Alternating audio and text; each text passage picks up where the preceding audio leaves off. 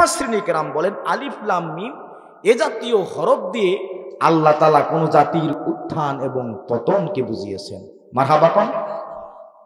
আরবি শব্দের, আরবি অক্ষরের প্রত্যেকটা অক্ষরের লুগাতি মান আছে। কি আছে? আলিফতে 1 বছর, লামতে 30 বছর, মিমতে হচ্ছে 40 বছর। একটু খেয়াল করুন তো, এটা দিয়ে যদি কোনো জাতির উত্থান এবং পতনকে বোঝানো হয়ে থাকে, আমরা একটু মিলিয়ে দেখি। আলিফ লাম মিম 1 বছর, 30 বছর, 40 বছর, আমরা যদি যোগ করি কত হবে? 71। কত হবে? আল্লাহ রসুলের কাছে কোরআনুল কারীম যখন অবতীর্ণ হতে থাকলো মক্কার জমিনে, মালিক ইবনে সাইফ নামক একজন ইহুদি মুসলমানদের ভিতরে বিভ্রান্ত সৃষ্টি করার জন্য প্রচার করতে লাগলো, বলে বেড়ালো তাওরাত জাবুল ইনজিলের ভিতরে আল্লাহ তাআলা যেই কোরআনুল কারীমের কথা বলছিল, বিশ্ব নবী যা তেলাওয়াত করে, আব্দুল্লাহর পুত্র মুহাম্মদ যা তেলাওয়াত করে, সেই কিতাব নয়। নাউজুবিল্লাহ কোন। মালিক ইবনে সাইফ নামক ইহুদি বলে বেড়াতে লাগল, ও মক্কাবাসীরা, আব্দুল্লাহর পুত্র মুহাম্মদ যা তেলাওয়াত করে ওটা ওই কোরআন নয়। আল্লাহ তাআলা বরদাস্ত করতে পারলেন না, সহ্য করতে পারলেন না, সঙ্গে সঙ্গে নাজিল করে দিলেন আলিফ লাম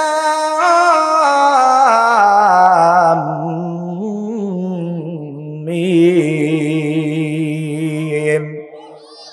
আল্লাহু আকবার বলেন, একটু জোরে বলেন আল্লাহু আকবার।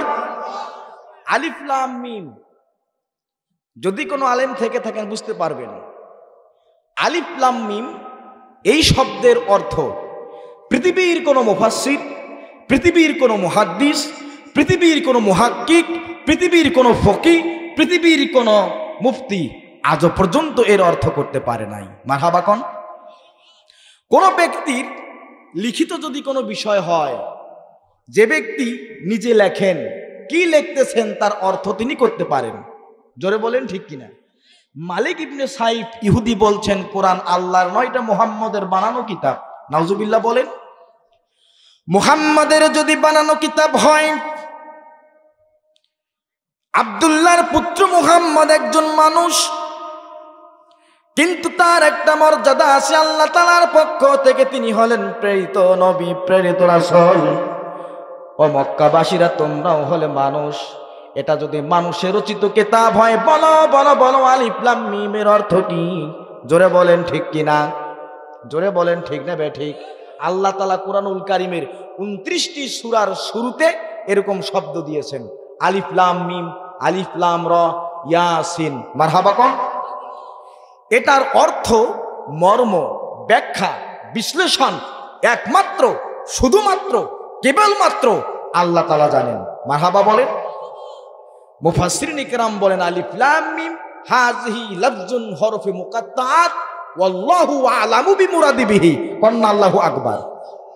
এটার অর্থ, ব্যাখ্যা, বিশ্লেষণ পৃথিবীর কোন বৈজ্ঞানিক, পৃথিবীর কোন গবেষক, পৃথিবীর কোন সাহিত্যিক, পৃথিবীর কোন কবি, পৃথিবীর কোন প্রাবন্ধিক, পৃথিবীর কোন দার্শনিক আজও পর্যন্ত এর অর্থ বের করতে পারে নাই।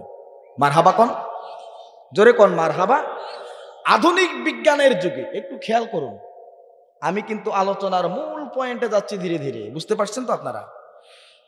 আধুনিক বিজ্ঞানের যুগে বিজ্ঞান আজকে, বিজ্ঞানের উৎকর্ষ সাধনের ফলে এই পৃথিবীর মানুষ বিজ্ঞানের সহযোগিতা নিয়ে অনেক কিছু আবিষ্কার করতে সক্ষম হয়েছে। জোরে বলেন ঠিক কিনা। যেমন এই যে মাউথপিস, এটা বিজ্ঞানের আবিষ্কার। কার আবিষ্কার? বিজ্ঞানের আবিষ্কার। আলোচনা রেকর্ড হচ্ছে, আবার লাইভ চলতেছে। আমাদের এই মাহফিলটি এই মুহূর্ত থেকে গোটা পৃথিবীতে ছড়িয়ে যাচ্ছে। কার বদলতে? বিজ্ঞানের বদলতে। মারহাবা বলেন। বিজ্ঞানের বদৌলতে আজকে গোটা পৃথিবীটা মানুষ আজকে হাতের মুঠোয় নিয়েছে। জোরে বলেন ঠিক না বে ঠিক। ওই যে কবি কাজী নজরুলের সুন্দর কবিতা, বিশ্বটাকে দেখবো আমি আপন হাতের মুঠোর পরে। মারহাবা কোন। কবি নজরুল যে স্বপ্ন দেখেছিলেন, সেই স্বপ্ন তো আজকে বাস্তব হয়ে গেছে।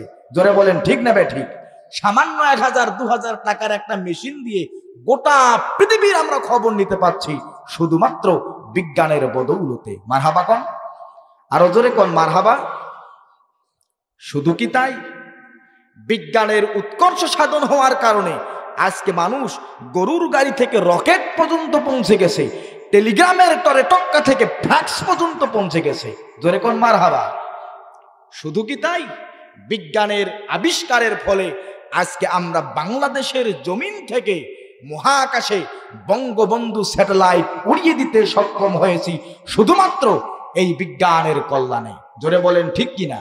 একটু খেয়াল করুন, আধুনিক যুগে বিজ্ঞান এত কিছু আবিষ্কার করতে পারলো বটে, কিন্তু কোরআনুল কারীমের নাজিল হওয়ার আজ থেকে ১৫০০ বছর পার হয়ে গেল, আলিফ লাম মিমের অর্থ কোন বিজ্ঞানিক, কোন দার্শনিক, কোন বুদ্ধিজীবী, কোন শিক্ষাবিদ আজ পর্যন্ত করতে পারে নাই।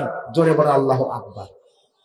তার মানে বোঝা গেল আল কোরআনুল কারীম মহান আল্লাহ তাআলার পক্ষ থেকে নাজিলকৃত, এটা কোনো মানুষের মানব রচিত কিতাব নয়। জোরে বলেন মারহাবা।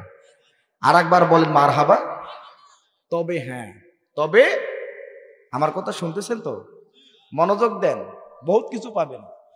আমি এখানে ইচ্ছা করলে বাপদাদের কিচ্ছা কাহিনী, সাপের মাছের বাঘের কাহিনী বলে আপনাদেরকে কান্নাকাটি করে লাইলুট করে দিয়ে একেবারে অজ্ঞান করে ফেলে দিতে পারব, কোনো ব্যাপার না। কারণ বাংলাদেশের মানুষ ধর্মপ্রিয়। কি প্রিয়? আবেগপ্রবণ। ধর্মের কথা বললেই তাদের কলিজা ঠান্ডা হয়। মারহাবা কর না কেন? কিন্তু তাফসিরুল কোরআন মাহফিলের হক আদায় করার কারণে প্রত্যেকটি তাফসির মাহফিলে বিষয় ভিত্তিক যদি বক্তারা আলোচনা করে, তাহলে বক্তার জন্য লাভ, শ্রোতার জন্য লাভ। জোরে বলেন ঠিক না বেঠিক? খেয়াল করুন তো। তবে হ্যাঁ, মুফাসসিরিনে কেরাম বলেন আলিফ লাম মিম এ জাতীয় হরফ দিয়ে আল্লাহ তাআলা কোন জাতির উত্থান এবং পতনকে বুঝিয়েছেন। মারহাবা কোন। আরবি শব্দের, আরবি অক্ষরের প্রত্যেকটা অক্ষরের লুগাতি মান আছে। কি আছে? আলিফতে 1 বছর, লামতে 30 বছর, মিমতে হচ্ছে 40 বছর। একটু খেয়াল করুন তো, এটা দিয়ে যদি কোনো জাতির উত্থান এবং পতনকে বোঝানো হয়ে থাকে, আমরা একটু মিলিয়ে দেখি। আলিফ লাম মিম 1 বছর, 30 বছর, 40 বছর, আমরা যদি যোগ করি কত হবে? 71। কত হবে? আরে ভাই কথা বলেন না কেন? কত হবে? আপনারা কথা না বললে তো আমি বিপদে পড়ে যাব। আপনারা বোঝেন কি বোঝেন না আমাকে তো বুঝতে হবে। 71 বছর। কোন জাতির উত্থান এবং পতন যদি বোঝানো হয়, তাহলে একটু মিলে দেখেন তো 1971 সালে 56,000 বর্গ মাইলের সবুজ ভূখণ্ড উত্থান হয়েছে। মারহাবা কর না কেন? পতন যদি বুঝাতে হয় 75 বছর পর গণতান্ত্রিক পন্থায় মিশরের প্রেসিডেন্ট ডক্টর মুরসি নির্বাচিত হলো, মাত্র 1 বছরের ব্যবধানে তার পতন হয়েছে। মারহাবা কোন।